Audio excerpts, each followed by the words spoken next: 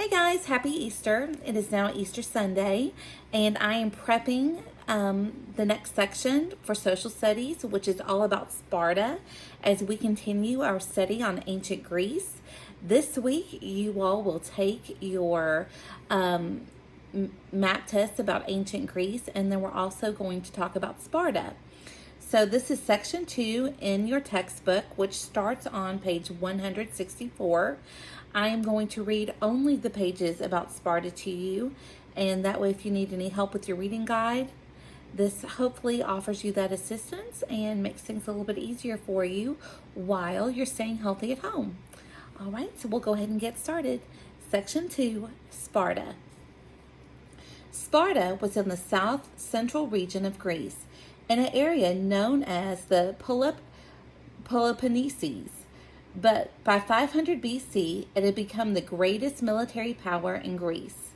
At first, Sparta was ruled by a king. About 800 BC, aristocrats, or nobles, took over the government. From that time on, Sparta had two kings who ruled jointly.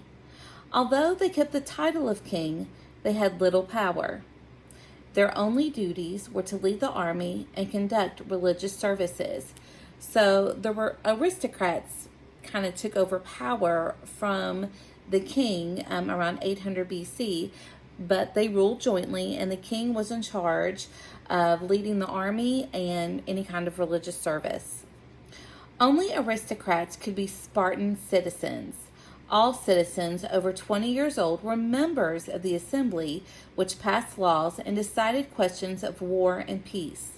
Each year, the assembly chose 5 managers, known as the ephors, to take charge of public affairs and guide the education of young Spartans. The council of elders helped the ephors. The council was made up of men over 60 years old and who were chosen for life. It suggested laws to the assembly and also served as a high court. Now, you all can also double check some of the spellings of some of these words. There's a lot of different words in this unit, so just kind of take your time. Use the parentheses to help you figure out the spellings of those words and how they should sound. Aristocrats, helots, and perioeci. We'll try.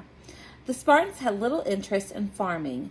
The land was worked by the helots, or enslaved people owned by the city-states. Helots had to turn over 1/2 of their crops to the aristocrats who owned the land but lived in the center of the polis. The Spartans were not interested in business or trade either. They left those to the Parisi,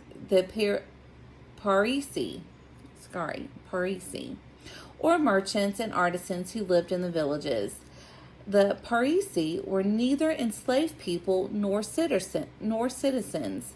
Helots and Parisi worked, while aristocrats trained for the army and war. So these were the workers, the merchants, the artisans. They did the work. None of the aristocrats did the work.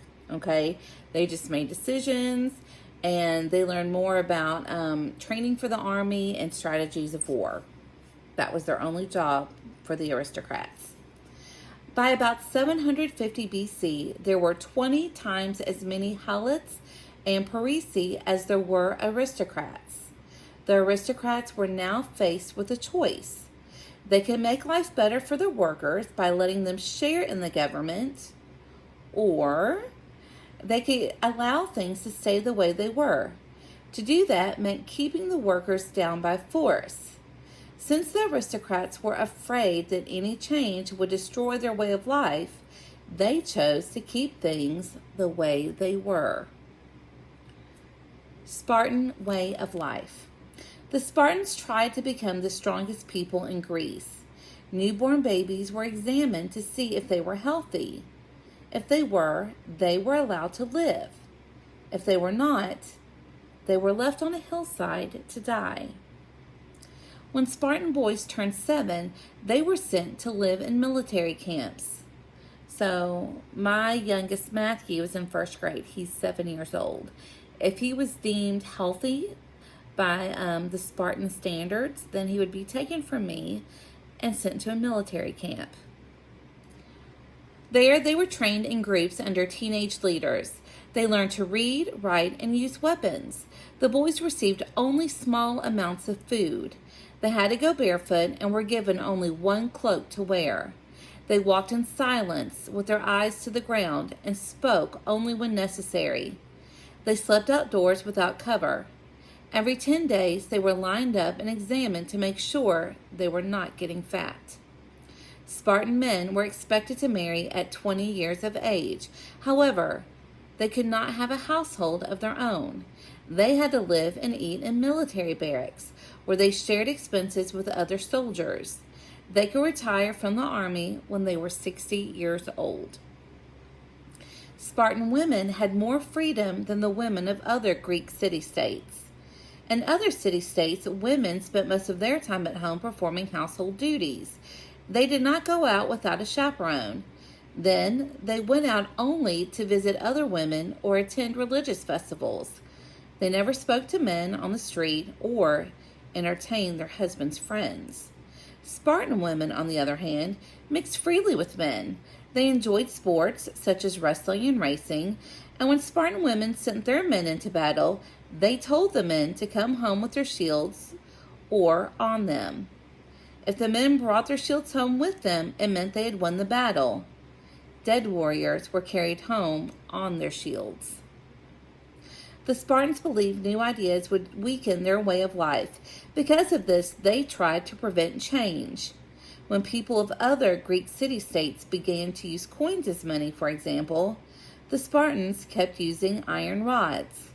Other city-states developed literature and art. Other city-states built up business and trade and improved their standard of living. Sparta remained a poor farming society that depended on the labor of slaves. From its beginning until its defeat in 371 BC, Sparta had only one goal: to be military strong. All right, and that is the end of our unit with Sparta. So I think after listening to that, you could see a lot of the problems with the way that Spartans had with their thinking and their overall development. I hope at this point that you all know that civilizations, governments have to change to adapt to a changing world and to improve upon their way of life. And Sparta chose not to do that. So we'll look at that more closely, and I'm sure you all will see other examples of Greek city-states and why they became stronger and more dominant. I hope you'll have a great rest of your week, and I will talk to you soon. Bye.